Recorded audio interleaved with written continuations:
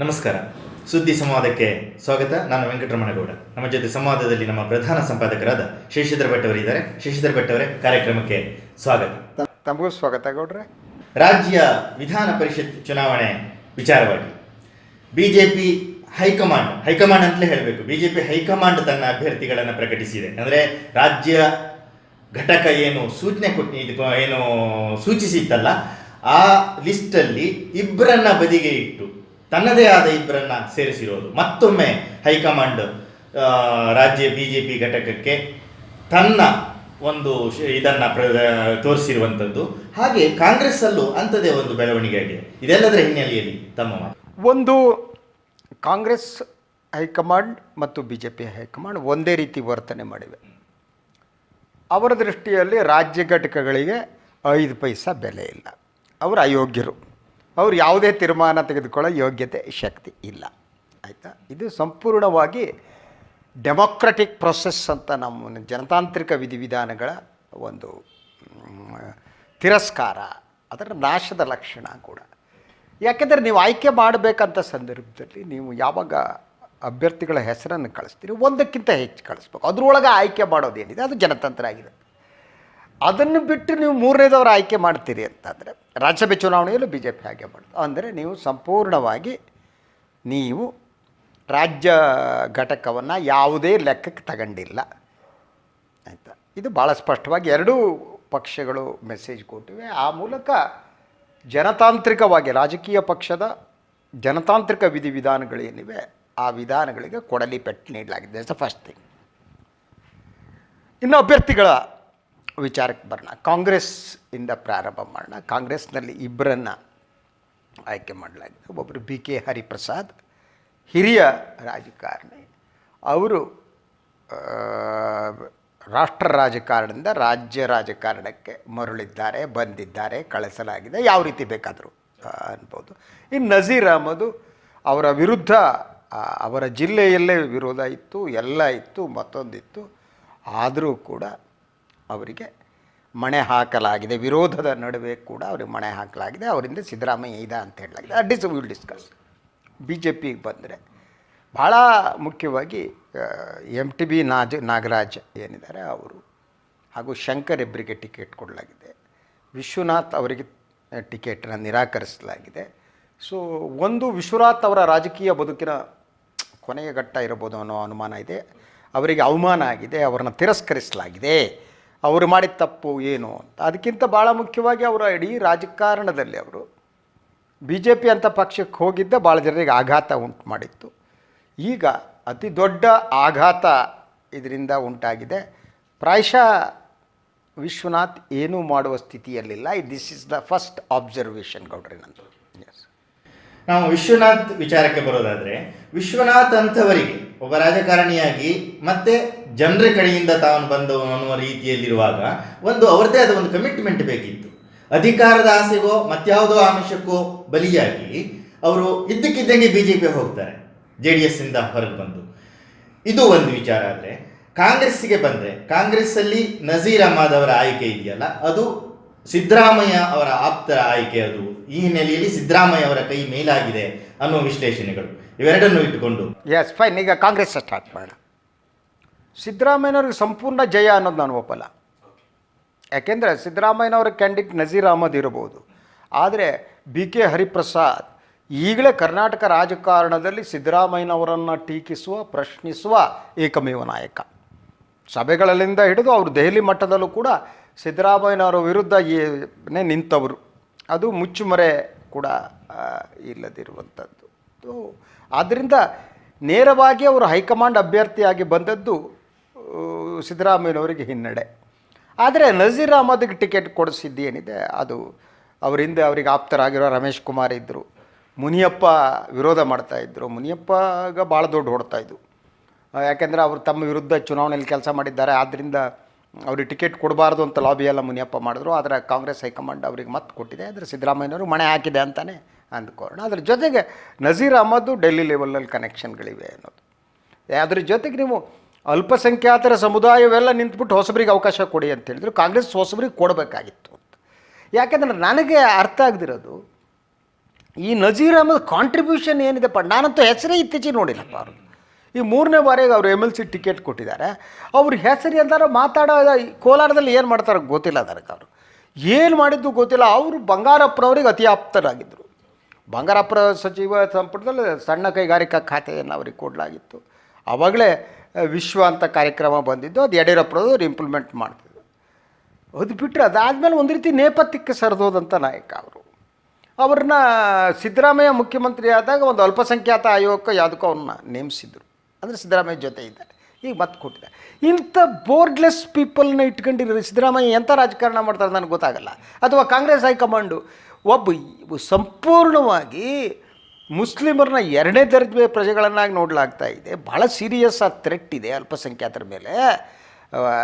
ಜಾತೀಯವಾದ ಕೋಮುವಾದ ಮಿತಿ ಮೀರ್ತಾ ಇದೆ ಅಲ್ವಾ. ಅಂಥ ಸಿಚುವೇಶನ್ ಒಬ್ಬ ಪವರ್ಫುಲ್ ಆದಂಥವನು, ಇಡೀ ಕಮ್ಯುನಿಟಿಯನ್ನು ರಿಪ್ರೆಸೆಂಟ್ ಮಾಡೋವಂಥವನು, ಹೋರಾಟ ಮಾಡಿದವನು ಅಂಥವ್ರಿಗೆ ಹುಡುಕಿ ಕೊಡ್ಬೋದಾಗಿತ್ತು. ಅದು ಬಿಟ್ಟು ಅದಕ್ಕೆ ಮಣೆ ಹಾಕಿಬಿಟ್ಟು ಸೋನಿಯಾ ಗಾಂಧಿ ಅವರು ಈ ಜಿಗಳು ಕಟ್ಕೊಬಿಟ್ಟು ಕಾಂಗ್ರೆಸ್ಸಿಗೆ ಬುದ್ಧಿ ತಲೆ ಬರಲ್ಲ. ಇಲ್ಲ, ಒಂದು ವೈಬ್ರೆಂಟ್ ಆದ ಲೀಡರ್ಶಿಪ್ ಬೇಕಾಗಿತ್ತು, ಹೊಸ ನಾಯಕತ್ವ. ಇವತ್ತು ಎಂತ ಬೇಕಾಗಿತ್ತು? ಅಬ್ದುಲ್ ನಜೀರ್ ಅಂತವ್ರು ಯಾರಾದ್ರೂ ಬೇಕಾಗಿತ್ತು ಕಾಂಗ್ರೆಸ್ಸಿಗೆ ಅಲ್ವಾ. ಅಥವಾ ಜಾಫರ್ ಶರೀಫ್ ಅಂತವರು, ರಾಜ್ಯದ ಬಗ್ಗೆ ಇರುವ ನಿಷ್ಠೆ ಅಂಥವ್ರು, ಅಂಥ ನಾಯಕರಾರು ಬೇಕಾಗಿತ್ತು. ಯಾವುದೂ ಇಲ್ಲದೆ ಇವ್ರು ಯಾರೋ ಬೋರ್ಡಿಗೆ ಇಲ್ದಿರೋ ಜಿಲ್ಲಾ ಪಾಲಿಟಿಕ್ಸ್ ಮಾಡ್ಕೊಂಡು ಭಾಳ ವರ್ಷದಿದ್ದಾರೆ ಅಂತ ಅವರು ಕಮ್ಯುನಿಟಿ ಮೇಲೆ ಅವ್ರ ನಿಯಂತ್ರಣ ಇಲ್ಲ. ಈಗಾಗಲೇ ಭಾಳಷ್ಟು ಜನ ವಿರೋಧ ಅಂಥವ್ರಿಗೆ ಕೊಟ್ಟರು. That is gone case. Siddaramaiah usually ಅವ್ರದ್ದು ಹಂಗೆ ಸುತ್ತಮುತ್ತಲು ಅಯೋಗ್ಯರನ್ನ ಇಟ್ಕೊಂಡಿರ್ತಾರೆ. ಅವ್ರು ಇದುವರೆಗೆ ಯೋಗ್ಯರನ್ನ ಅಕ್ಕಪಕ್ಕ ಇಟ್ಕೊಂಡಿದ್ದು ನಾನು ನೋಡೇ ಇಲ್ಲ. ಅಯೋಗ್ಯರನ್ನ ಸುತ್ತ ಇಟ್ಕೊಂಡು ರಾಜಕಾರಣ ಮಾಡಿದ್ರೆ ಕಾಂಗ್ರೆಸ್ ಮಾಡಿ. That is horrible situation. That is one thing. Hariprasad ರಾಜ್ಯಕ್ಕೆ ಮರಳಿದ್ದಾರೆಯೋ ಮರಳಿಸಲಾಗಿದೆಯೋ ಗೊತ್ತಿಲ್ಲ ನನಗೆ. ಬಟ್ ಅವರು ರಾಜ್ಯ ರಾಜಕಾರಣವನ್ನು ಇನ್ನೂ ಸೀರಿಯಸ್ಸಾಗಿ ಮಾಡಬೇಕಾಗತ್ತೆ. ಅಂದರೆ ಕಾಂಗ್ರೆಸ್ ಒಳಗಡೆ ಸಿದ್ದರಾಮಯ್ಯನವ್ರನ್ನ ಪ್ರಶ್ನಿಸುವ ಒಂದು ಧ್ವನಿ, ಅದು ಹಿಂದುಳಿದ ವರ್ಗಗಳ ಧ್ವನಿನೇ ಆಗಿದೆ. ಆದರೆ ಸಿದ್ದರಾಮಯ್ಯನಿಗಿರುವ ಫಾಲೋವಿಂಗು BK ಹರಿಪ್ರಸಾದ್ಗಿಲ್ಲ. ಸೊ ನೇರವಾದ ಎಲೆಕ್ಷನಲ್ಲಿ ಗೆದ್ದೇ ಇಲ್ಲ. 3 ಬಾರಿ ರಾಜ್ಯಸಭೆ ಸತತವಾಗಿ ಅವರು ಆಯ್ಕೆ ಬರ್ತಾಯಿದ್ರು. ರಾಜ್ಯಸಭೆಯಲ್ಲಿದ್ದರು. ಕಾಂಗ್ರೆಸ್ ಪಕ್ಷದ ಜನರಲ್ ಸೆಕ್ರೆಟರಿ ಆಗಿ ಬೇರೆ ಬೇರೆ ರಾಜ್ಯಗಳ ಉಸ್ತುವಾರಿ ನೋಡ್ಕೊಂಡಿದ್ದವರು ಈಗ ರಾಜ್ಯದಲ್ಲಿ ಉಸ್ತುವಾರಿ ನೋಡ್ಕೋತಾರೆ. ಇದು ಸಿದ್ದರಾಮಯ್ಯ ದೊಡ್ಡ ಥ್ರೆಟ್. ಸೊ ತಾತ್ಕಾಲಿಕವಾಗಿ ಅವರು ರಾಜ್ಯ ಘಟಕದ ಅಧ್ಯಕ್ಷರಾಗಿರುವ DK ಅವರಿಗೆ ಹೆಲ್ಪ್ ಮಾಡ್ಬೋದು ಅಥವಾ ಬೆಂಬಲಕ್ಕೆ ನಿಲ್ಬೋದು ಗೊತ್ತಿಲ್ಲ ನನಗೆ. ಆ ಪಿಕ್ಚರ್ ಕ್ಲಿಯರ್ ಆಗಬೇಕು. ಬಟ್ ಸಿದ್ದರಾಮಯ್ಯನವರು ವಿರೋಧಿ ಅನ್ನೋದು ಮಾತ್ರ ನಿಜ.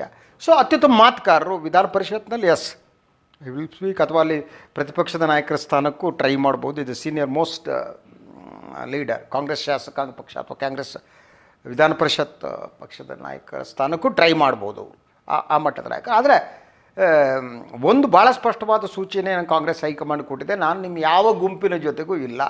ನಿಮ್ಮ ಗುಂಪಿನ ರಾಜಕಾರಣ ಅಥವಾ ಯಾರೋ ಒಬ್ಬರಿಗೆ ಕೇಳ್ಕೊಂಡು ಮಾಡುವ ರಾಜಕಾರಣಕ್ಕೆ ನಾವು ಬೆಲೆ ಕೊಡಲ್ಲ, ಅದನ್ನ ಮಾಡಲ್ಲ ಅನ್ನೋ ಮೆಸೇಜ್ ಕೊಟ್ಟಿದೆ. ಆದರೆ ಇದು ಯಾವ ಪರಿಣಾಮ ಆಗುತ್ತೆ ನೋಡ್ಬೇಕದನ್ನ. ಅಂದರೆ ನೀವು ಯಾವತ್ತೂ ಕೂಡ ಸ್ಥಳೀಯ ನಾಯಕತ್ವವನ್ನು ಮೆಟ್ತಾ ಹೋದರೆ ಪಕ್ಷ ದುರ್ಬಲ ಆಗುತ್ತೆ. ಅದು ಒಂದು ಭಾಳ ಮುಖ್ಯವಾದ್ದು. ಸೊ ಅದರಿಂದ ಹೊಸ ನಾಯಕತ್ವ ಹುಟ್ಟದಿರುವ ಒಂದು ಸಿಚುವೇಶನ್ ಎಲ್ಲ ವಯಸ್ಸಾದವರನ್ನೇ ತಂದಿಟ್ಬಿಟ್ಟು ಪಕ್ಷಕ್ಕೆ ಮತ್ತೆ ಜೀವ ಕೊಡುವ ಕೆಲಸ ಆಗುತ್ತೋ ಇಲ್ವೋ ನನಗೆ ಗೊತ್ತಿಲ್ಲ. That is a situation. ಇನ್ನು BJPಗೆ ಬನ್ನಿ. BJPಯಲ್ಲಿ ಒಂದು ನಾನು ಮೊದಲು ಹೇಳಿದಾಗೆ ವಿಶ್ವನಾಥ್ ಅವರ ರಾಜಕೀಯ ಬದುಕು ಬಹುಮಟ್ಟಿಗೆ ಕೊರೆ ಆಗ್ಬೋದು ಅಂತ ನನಗೆ ಅನುಮಾನ ಇದೆ. ಮತ್ತೆ ವಾಪಸ್ ಯಾಕೆಂದರೆ ಅದಕ್ಕೆ ಕಾರಣ ಅವರ ವೈಯಕ್ತಿಕ ರಾಜಕಾರಣವೇ ಆಗಿದೆ. ಅವ್ರಿಗೆ ನೋವು ಶುರುವಾಗಿದ್ದು ಕಾಂಗ್ರೆಸ್ನಲ್ಲಿ ಏನು ಅಂದರೆ ಸಿದ್ದರಾಮಯ್ಯನವ್ರನ್ನ ಕರೆದುಕೊಂಡು ಬರುವುದರಲ್ಲಿ ಅವ್ರ ಪಾತ್ರ ತುಂಬ ಇತ್ತು. ಆದರೆ ಸಿದ್ದರಾಮಯ್ಯ ನೆಗ್ಲೆಕ್ಟ್ ಮಾಡಿದ್ರು ಅಂತ ಅವ್ರದ್ದು ಆರೋಪ. ಅದು ಸಿದ್ದರಾಮಯ್ಯ ಕ್ಯಾರೆಕ್ಟರ್ ಕೂಡ ಅವ್ರಿಗೆ ಒಂಥರ ಹುಂಬುತ್ತಾರೆ. ಇದರಿಂದ ಮುಖ್ಯಮಂತ್ರಿ ಆದಾಗ ನನಗೆ ಸರಿಯಾಗಿ ನೋಡ್ಕೊಂಡಿಲ್ಲ. ಆ ಸಿಟ್ಟು ವೈಯಕ್ತಿಕ ದ್ವೇಷದಿಂದ ಅವ್ರು ಹೊರಗಡೆ ಬಂದಿದ್ದು. ಅಷ್ಟೊತ್ತಿಗೆ ಅವ್ರು ಸಾಲಾಗೆಲ್ಲ ಮಾಡ್ಕೊಂಡು ಭಾಳ ಸೀರಿಯಸ್ ಆದ ಸಮಸ್ಯೆಯಲ್ಲೂ ಇದ್ದರು Vishwanath. I know that. So ಅದರಿಂದ ಹೊರಗಡೆ ಬಂದರು. JDSಗೆ ಹೋದರು. JDSನವ್ರು ಅವ್ರಿಗೆ ಒಳ್ಳೆ ಅವಕಾಶನೇ ಕೊಟ್ಟರು, ರಾಜಕೀಯ ಪುನರ್ಜನ್ಮ ಕೊಟ್ಟರು ಅಂತ ಅನ್ಬೇಕು. ದೇವೇಗೌಡರು ಪಕ್ಷದ ಅಧ್ಯಕ್ಷರು ಮಾಡಿದ್ರು. ಬಟ್ ಅಧ್ಯಕ್ಷರು ಮಾಡಿದರೆ ಸಮಸ್ಯೆ ಏನು? ವಿಶ್ವನಾಥ್ ಅಂತವ್ರಿಗೆ ಸಮಸ್ಯೆ ಏನು ಅಂದರೆ JDS ಪಕ್ಷದ ರಾಜ್ಯ ಘಟ್ಟದ ಅಧ್ಯಕ್ಷ ಸುಮ್ಮನೆ ತೋರಿಕೆ ಆಯಿತಾ, ತೀರ್ಮಾನ ತೆಗೆದುಕೊಳ್ಳೋ ಯಾವ ಅಧಿಕಾರನೂ ಇರಲ್ಲ. ಆ ಅಧಿಕಾರ ದೇವೇಗೌಡರಲ್ಲಿ ಕುಮಾರಣ್ಣಲ್ಲಿರುತ್ತೆ. ಇವರು ಒಂಥರ ಉತ್ಸವ ಮೂರ್ತಿ ಕಂಡ್ರಿ. ಮೂಲ ಮೂರ್ತಿ ಗರ್ಭಗುಡಿ ಒಳಗಿರುತ್ತೆ. ಉತ್ಸವ ಮೂರ್ತಿ ಜನರಿದ್ದಾರೆ ಹಿಂಗೆ ಸುತ್ತ ಹಾಕ್ಸ್ಕೊಬಾರ. ಆ ಉತ್ಸವ ಮೂರ್ತಿ ರಾಜಕಾರಣ ಒಪ್ಪುವಂಥ ಮನುಷ್ಯ ವಿಶ್ವನಾಥ್ ಅಲ್ಲ. ಯಾವುದೇ ಅಧಿಕಾರ ಇಲ್ಲ. ಕನಿಷ್ಠ ಪಕ್ಷ ಕಾಂಗ್ರೆಸ್ಸು ಮತ್ತು JDS ಸರ್ಕಾರ ಇದ್ದಾಗ ಸಮನ್ವಯ ಸಮಿತಿಲಿ ಒಂದು ಮೆಂಬರ್ಶಿಪ್ ಅಧ್ಯಕ್ಷರಾಗಿ ಕೊಟ್ಟಿಲ್ಲ, ಸಿದ್ದರಾಮಯ್ಯ ವಿರೋಧ ಮಾಡಿದ್ರು.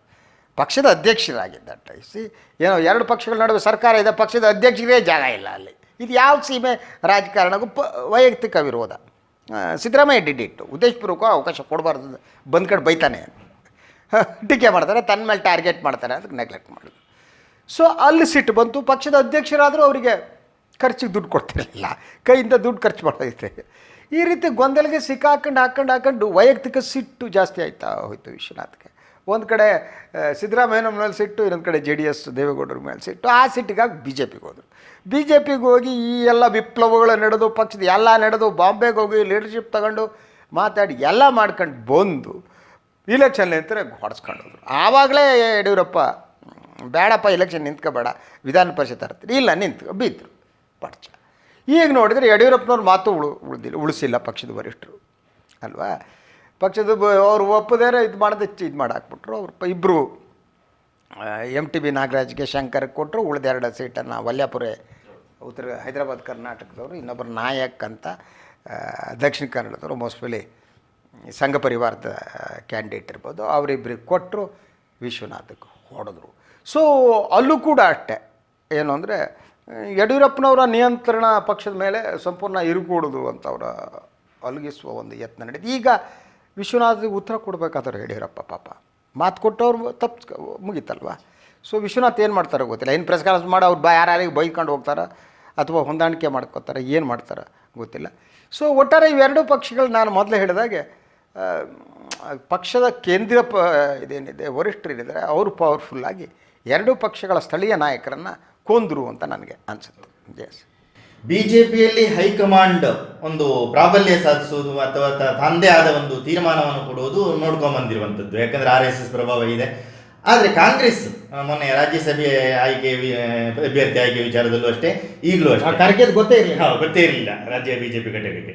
ಹೀಗೆ ತನ್ನದೇ ಆದ ಒಂದು ತೀರ್ಮಾನ ತೆಗೆದುಕೊಳ್ಳುವ ಒಂದು ಹಂತಕ್ಕೆ ಬಂದಿದೆ. ಅಂದರೆ ಡಿಸಿಸಿವ್ ಆಗಿರುವಂಥದ್ದು. ಭಗವದ್ಗೀತೆಯಲ್ಲಿ ಕೃಷ್ಣ ಹೇಳ್ತಾನೆ, ಡಿಸಿಸಿವ್ ಆಗದೆ ಇರೋದಕ್ಕಿಂತ ಅಪರಾಧ ಇನ್ನೊಂದಿಲ್ಲ ಅಂತ. ಸೊ ಅಂಥದ್ದೊಂದು ಅಪರಾಧದ ಪ್ರಮಾಣ ತಗ್ಗಿಸಿಕೊಳ್ಳುವ ಒಂದು ಪ್ರಯತ್ನ ಕಾಂಗ್ರೆಸ್ನಲ್ಲಿ ನಡೀತಿದೆಯಾ? ಆದರೆ ಇದು ಕಾಂಗ್ರೆಸ್ ನಾಯಕತ್ವ ದುರ್ಬಲವಾಗಿರುವ ಹಂತದಲ್ಲಿ ಹೈಕಮಾಂಡ್ನ ಇಂಥ ತೀರ್ಮಾನ ಹೇಗೆ ಪರಿಣಾಮ ಬೀರಬಹುದು? ಒಂದು, ಅದು ಕಾಂಗ್ರೆಸ್ ಮೂಲಭೂತ ಗುಣಧರ್ಮ. Congress is not a democratic party. ಜನತಂತ್ರ ಅನ್ನೋದು ಕಾಂಗ್ರೆಸ್ನಲ್ಲಿ ಸತ್ತು ಯಾವುದೋ ಕಾಲ ಹೋಗ್ಬಿಟ್ಟಿದೆ. ಕಾಂಗ್ರೆಸ್ನ ಒಳಗಡೆ ಹುಜೂರ್ ರಾಜಕಾರಣ ಬಂದಿದೆ. ಅದು ನೀವು ನೆಹರು ಕುಟುಂಬದ ನೀವು ಎಷ್ಟರ ಮಟ್ಟಿಗೆ ಅವ್ರು ಪೂಜೆ ಮಾಡ್ತೀರಿ ಅನ್ನೋದ ಮೇಲೆ ಡಿಸೈಡ್ ಆಗುತ್ತೆ ಅಲ್ವಾ. ನೀವು ಅದನ್ನು ಅವರನ್ನು ನೀವು ಆದಷ್ಟು ಮೆಚ್ಚಿಸ್ತಾ ಇರಬೇಕು. ಅವ್ರ ವಿರುದ್ಧ ಮಾತಾಡ್ಬಿಟ್ರೆ ಬಂತು. ಈ ಮೊನ್ನೆನೇ ರಾಷ್ಟ್ರೀಯ ವಕ್ತಾರ ಇವನ್ನ ಎತ್ತಾಕಿದ್ರಲ್ಲ, ಸಂಜಯ್ ಜಾರ್ ಸಂಬಡಿ ಆಯಿತಾ, ಏನೋ ಒಂದು ಹೇಳಿಕೆ ಕೊಟ್ಟ ಅಂತ ಸೋನಿಯಾ ಗಾಂಧಿ ಏನೋ ಅರ್ಥ ಬರೋಂಗೆ ಎತ್ತವಾಗದ್ರು ಯಾರೋ ಹೊಸಬರು. ಕಾಂಗ್ರೆಸ್ ಅದು ಮೊದಲಿಂದ ಮಾಡ್ತಾ ಬಂತು. ಇತ್ತೀಚೆಗೆ ಸ್ವಲ್ಪ ಸಿದ್ದರಾಮಯ್ಯ ಎಲ್ಲ ಪವರ್ಫುಲ್ ಆದಾಗ ಸುಮ್ಮನಿದ್ರು ಸ್ವಲ್ಪ. ಈಗ ಸಿದ್ದರಾಮಯ್ಯ ಅಧಿಕಾರ ಕಳ್ಕೊಂಡು ಸ್ವಲ್ಪ ಪವರ್ಫುಲ್ ಅಲ್ದಿದ್ದಾಗ ಈಗ ಅವ್ರದ್ದು ಮೊದಲು ಗುಣ ಬಂದಿದೆ. ಸೊ ಹೇಗೆ ಅಂದರೆ ನೀವು ಸಿದ್ದರಾಮಯ್ಯ ವರ್ಸಸ್ DK ವಿರುದ್ಧನೇ ನಡೀತಾ ಇರಲಿ, ನಾವೇನು ಮಾಡ್ಬೇಕೋ ಮಾಡ್ತೀವಿ, ನೀವು ಯಾವ ಲೆಕ್ಕ ನನಗೆ. ಸೊ ಇವ್ರನ್ನ ಕಾನ್ಫಿಡೆನ್ಸಿಗೆ ತಗೋತಿಲ್ಲ ಅಂತ. ಖರ್ಗೆ ಅವ್ರನ್ನ ಕಾನ್ಫಿಡೆನ್ಸಿಗೆ ತಗೊಂಡಾಗಿದೆ.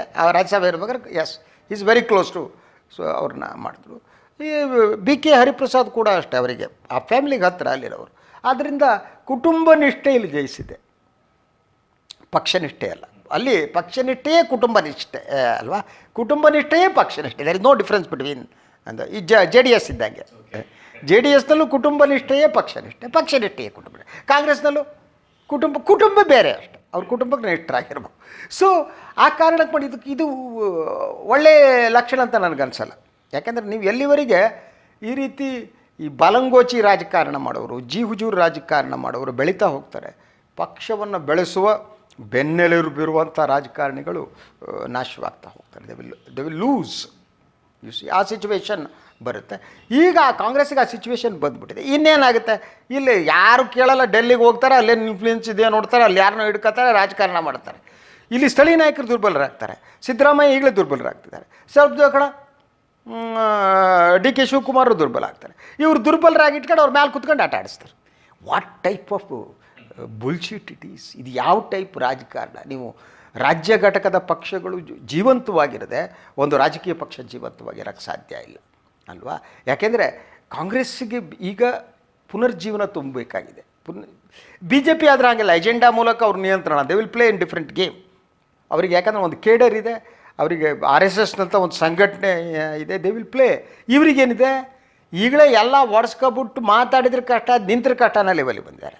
ಆ ರಾಹುಲ್ ಗಾಂಧಿಯನ್ನು ಬಫೂನ್ ಮಾಡಿ ಹಾಕ್ಬಿಟ್ಟಿದ್ದಾರೆ ಪಾಪ. ಅವ್ರು ಭಾಳ ಆರೋಗ್ಯಪೂರ್ಣವಾಗಿ ಮಾತಾಡ್ತಾರೆ, ಆದರೂ ಲೀಡ್ರ್ ಅಂತ ಈ ದೇಶ ಜನ ಕನ್ಸಿಡರ್ ಮಾಡಿದ್ರೆ ಲೆವೆಲಿಗೆ ತಂದಿಟ್ಟಿದ್ದಾರೆ. ಆ ಸೋನಿಯಾ ಗಾಂಧಿ ನೋಡೋಕ್ಕಾಗಲ್ಲ ಪಾಪ. ನಿನ್ನೆ ಬಂದು ಮಾತಾಡ್ತಾ ಇದ್ಲು, ವಯಸ್ಸಾಗಿದೆ, ಆರೋಗ್ಯ ಸರಿ ಇಲ್ಲ, ಇನ್ನೊಂದಿಲ್ಲ. ಇವರಲ್ಲೇ ಜೋತ್ ಬೀಳೋದು. ಈ ಕಾಂಗ್ರೆಸ್ನ ಈ ಉಳಿದ ನಾಯಕರಿದೆ ಅಲ್ಲ, ಇವ್ರಿಗೆ ಮಾನ ಮರ್ಯಾದೆ ಇಲ್ಲ ಕಣ್ರಿ. ಇವರು ಗುಲಾಮಿ ರಾಜಕಾರಣ ಮಾಡಿ ಸತ್ತೋಗಿದ್ದಾರೆ. ಇವರು ಗುಲಾಮ್ತನ ಬಿಟ್ಟು ಆಗಲ್ಲ. ಅವ್ರಿಗೆ ಕಾಂಗ್ರೆಸ್ನವರಿಗೆ ನೆಹರು ಫ್ಯಾಮಿಲಿ ಬಿಟ್ಬಿಟ್ರು ಮುಳುಗೋಗ್ತೀವಿ ಅಂತ ಭಯ. ಬರೀ ಗುಲಾಮ್ತನ, ನೆಹರು ಕುಟುಂಬದ ಗುಲಾಮ್ತನ ಮಾಡ್ಕೊಂಡು ಬದುಕ ಜನ ಇವರು. ಸೊ ಈ ಗುಲಾಮರು ಯಾರಿದ್ದಾರೆ ಅವರಿಗಲ್ಲಿ ಮನ್ನಣೆ ಕೊಡ್ತಾ ಹೋಗ್ತಾರೆ. ಬಟ್ ಗುಲಾಮರ ಈಗ ಮನ್ನಣೆ ಕೊಡೋ ಸಂದರ್ಭದಲ್ಲಿ ನಿಜವಾದ ಜನತಂತ್ರವಾದಿ ಉಳ್ಕೊಳ್ಳಲ್ಲ. They will lose. ಆತ್ಮಾಭಿಮಾನ ಇದ್ದವ್ರಿಗೆ ಕಷ್ಟ ಅಲ್ವಾ. ನಿಜವಾಗ ಆತ್ಮಾಭಿಮಾನ ಇದ್ದ ರಾಜಕಾರಣ ಆದರೆ ನಾನು ಪಕ್ಷದ ಅಧ್ಯಕ್ಷನೋ ಮುಖಂಡ ಆಗಿದ್ದೀನಿ, ನನ್ನ ಮಾತು ಕೇಳಿಲ್ಲ, ನನಗೆ ಬೇಡ ಅಂತ ರಿಸೈನ್ ಮಾಡ್ತಿದ್ರು. ಕಾಂಗ್ರೆಸ್ ಹಳೆ ಕಾರಣದಲ್ಲಿ ನಾನು ಹೇಳ್ತಾ ಇರೋದು 70ರ ದಶಕದ ಹಿಂದಿನ ರಾಜಕಾರಣದಲ್ಲಿ 60 ದಶಕ ಕಾಂಗ್ರೆಸ್ನಲ್ಲಿ ಆ ರೀತಿ ಇತ್ತು. ನನಗೆ ಮನ್ನಣೆ ಇಲ್ಲ, ಈಗ ಹಾಗಿಲ್ಲ, ನನಗೆ ಮನ್ನಣೆ ಕೊಟ್ಟಿಲ್ಲ, ಓಕೆ ಹೇ ಅಂದ್ಕೊಂಡು ಬಗ್ಗಿ ನಿಂತ್ಕೊಳ್ಳವು ಒಂಥರ. ಇದು ಶ್ವಾನ ರಾಜಕಾರಣ ಅಂತಾರೆ. ಶ್ವಾನ ರಾಜಕಾರಣ ಏನು ಹೇಳಿ? ಹಾಂ, ಈಗ ಯಾರು ರೊಟ್ಟಿ ಹಾಕ್ತಾರೆ ಅವ್ರಿಗೆ ಅಲ್ಲಾಡ್ಸೋದು ಅಷ್ಟೇ, ಬಾಲ ಅಲ್ಲಾಡ್ಸೋದು. ಈ ರೀತಿ ಶ್ವಾನ ರಾಜಕಾರಣದಲ್ಲಿ ಕಾಂಗ್ರೆಸ್ಸು ನಿಸ್ಸೀಮಲಾಗ್ಬಿಟ್ಟು ಸ್ಥಳೀಯ ನಾಯಕರು ದೇ ಆರ್ ಲೂಸಿಂಗ್. ಅವ್ರನ್ನ ಉದ್ದೇಶಪೂರ್ವಕ ಅವ್ರು ಲೂಸ್ ಮಾಡಲಾಗ್ತಾಯಿದೆ. ಕಾಂಗ್ರೆಸ್ ವರಿಷ್ಠರು ಇಡೀ ಒಂದು ಸೋನಿಯಾ ಕುಟುಂಬರ ಅವರು ಪೂರ್ಣ ಡಿಫೀಟಾಗಿ ಹೋಗ್ಬಿಟ್ಟಿದ್ದಾರೆ. ಈಗಲೂ ಕೂಡ ಅವರು ತಮಗೆ ಬೇಕಾದ ತಮ್ಮ ಕುಟುಂಬ ನಿಷ್ಠರಿಗೆ ರಿಹ್ಯಾಬಿಲಿಟೇಟ್ ಮಾಡೋದು ಹೇಗೆ ಅಂತ ಮಾಡ್ತಾರೆ. ಇದು ಕೂಡ ಕುಟುಂಬ ನಿಷ್ಠರ ರಿಹ್ಯಾಬಿಲಿಟೇಷನ್ ಪ್ರೊಸೆಸ್ ಅಂತ ನಂಗೆ ಅನ್ಸುತ್ತೆ. ನಾವು ಕಡೆಯದಾಗಿ JDS ವಿಚಾರ ನೋಡೋದಾದರೆ, JDS ಭಾಳ ಸರಳವಾದ್ದು. ಅದು ನಾನು ಹೇಳಿದ್ನಲ್ಲ, ಅಲ್ಲಿ ಕುಟುಂಬ ನಿಷ್ಠೆಯೇ ಪಕ್ಷ ನಿಷ್ಠೆಯೇ ಕುಟುಂಬ ನಿಷ್ಠೆ. ದೇವೇಗೌಡರ ನಿಷ್ಠೆ, ಕುಮಾರಣ್ಣನ ನಿಷ್ಠೆ, ಕುಮಾರಣ್ಣ ನಿಷ್ಠೆ, ದೇವೇಗೌಡರ ನಿಷ್ಠೆ. Is fight is between Kumaranna and Deve Gowda. ಈ ನಿಷ್ಠರ ನಡುವೆ ಕುಮಾರಣ್ಣ ನಿಷ್ಠರು ಮಾಡಬೇಕು, ದೇವೇಗೌಡರ ನಿಷ್ಠರು ಮಾಡಬೇಕು. ಕುಪೇಂದ್ರ ರೆಡ್ಡಿ ಏನು ಮಾಡಬೇಕು, ಬಂಗಾರದ ಶರವಣ ಅವ್ರು ಮಾಡಬೇಕು. ರಿಯಲ್ ಎಸ್ಟೇಟ್ನ ಕುಪೇಂದ್ರ ರೆಡ್ಡಿನೋ ಶರವಣ ಅನ್ನೋದೇ ಅಲ್ಲಿ ಮುಖ್ಯ. ಅಲ್ಲಿ ದತ್ ನಂತರೋ ಇನ್ನೊಬ್ಬರು ಅಲ್ಲಿ ಅವ್ರಿಗೆ ಕನ್ಸಿಡರೇಷನಿಗೆ ಬರೋಲ್ಲ. ಸೊ ಹಾಗೆಯೇ ಬೇರೆ ಯಾವ ನಾಯಕರು ಸೀರಿಯಸ್ಸಾಗಿ ತಗೊಳ್ಳಲ್ಲ. ಅವರು ಡಿಸೈಡ್ ಮಾಡ್ತಾರೆ. ಮೋಸ್ಟ್ಲಿ ಶರವಣ್ಣಿಗೂ ಕೊಡ್ಬೋದು, ಕುಪೇಂದ್ರ ರೆಡ್ಡಿ ಕೊಡ್ಬೋದು. ಅವರಿಗೊಂದು ಹಣದ ತೈಲಿ ಇರುವವರಿಗೆ ಟಿಕೆಟ್ ಕೊಡೋ ಒಂದು ಸಂಪ್ರದಾಯವನ್ನೇ JDS ಬಳಸ್ಕೊಬಂದಿದೆ. ರಾಜ್ಯಸಭೆಗೂ ಹಾಗೇ ಭಾಳಷ್ಟು ಟೈಮ್ನಲ್ಲಿ ರಾಜ್ಯಸಭೆಯಲ್ಲಿ ಅವ್ರು ಮಾಡ್ತಾ ಬಂದಿದ್ದು ಹಾಗೆ. ವಿಧಾನಸಭೆಯಲ್ಲೂ ಏನೋ ಬಿಡಿ ಗುರುಗಳ ನಮಗೇನೋ ಸಹಾಯ ಮಾಡಿದಾನೆ ಕೊಟ್ಬಿಡೋಣ ಅಂತಾರೆ. ಸೊ ಅಲ್ಟಿಮೇಟ್ಲಿ ಈಗಲೂ ದೇವೇಗೌಡರು ಯಾವ ರೀತಿ ಇದ್ದಾರೆ ಅಂದರೆ, ಕುಮಾರಣ್ಣ ಹೇಳಿದ್ದಕ್ಕೆ ಅವರು ಒಪ್ಕೊಬಿಡ್ತಾರೆ ಕೊನೆಗೆ. ಅದಕ್ಕೆ ಧೃತರಾಷ್ಟ್ರ ಮೋಹ ಅಂತಾರೆ. ಧೃತರಾಷ್ಟ್ರನಿಗೆ ಭಾಳ ಸಂದರ್ಭದಲ್ಲಿ ಕೌರವರು ಮಾಡಿದ ತಪ್ಪು ಅಂತಿತ್ತು. ಮಕ್ಕಳು ಅಲ್ಟಿಮೇಟ್ಲಿ ಮಕ್ಕಳಲ್ವಾ. ಈ ಧೃತರಾಷ್ಟ್ರ ಮೋಹವೇ ಇವತ್ತಿನ ರಾಜಕಾರಣದ ಒಂದು ಇದಾಗಿದೆ. ಈಗ ಸೋನಿಯಾ ಗಾಂಧಿಗೂ ಮಗನ ಮೇಲೆ ಮೋಹ, ಬೆಳೆದಿಲ್ಲ, ಇನ್ನೊಂದಿಲ್ಲ, ಅವನು ಇಮೇಜ್ ಇಲ್ಲ, ಆದ್ದರಿಂದ ಬೇರೆ ಇಲ್ಲ. ಈ ಧೃತರಾಷ್ಟ್ರ ಮೋಹ ಈ ರಾಜಕೀಯ ಪಕ್ಷದಲ್ಲಿ ಇದಾಗ್ತಾ ಇದೆ. ಸೊ ಆ ಧೃತರಾಷ್ಟ್ರ ಮೋಹವೇ ಅವರ ಬಹುದೊಡ್ಡ ಡ್ರಾಬ್ಯಾಕ್ ಆಗುತ್ತೆ ಅಂತ ನನಗೆ ಅನಿಸುತ್ತೆ. ಅದರಿಂದ ಒಂದು ಸೀಟ್ ಬರುತ್ತೆ JDSಗೆ. ಅವ್ರು ಯಾರೋ ಬೇಕಾದರೂ ಕುಪೇಂದ್ರ ರೆಡ್ಡಿನ ಶರವಣ್ಣ ಯಾರೋ ಕೊಟ್ಟು ಗೊತ್ತು. ಸಂವಾದದಲ್ಲಿ ಪಾಲ್ಗೊಂಡಿದ್ದಕ್ಕೆ ಧನ್ಯವಾದ. ತಮಗೂ ಧನ್ಯವಾದ ಗೌಡ್ರೆ. ಪ್ರಿಯ ವೀಕ್ಷಕರೇ, ಮತ್ತೆ ಇನ್ನೊಂದು ವಿಚಾರದೊಂದಿಗೆ ನಾನು ಮತ್ತು ಗೌಡ್ರು ಬರ್ತೇವೆ. ಎಲ್ಲರಿಗೂ ಒಳ್ಳೆಯದಾಗಲಿ. ನಮಸ್ಕಾರ.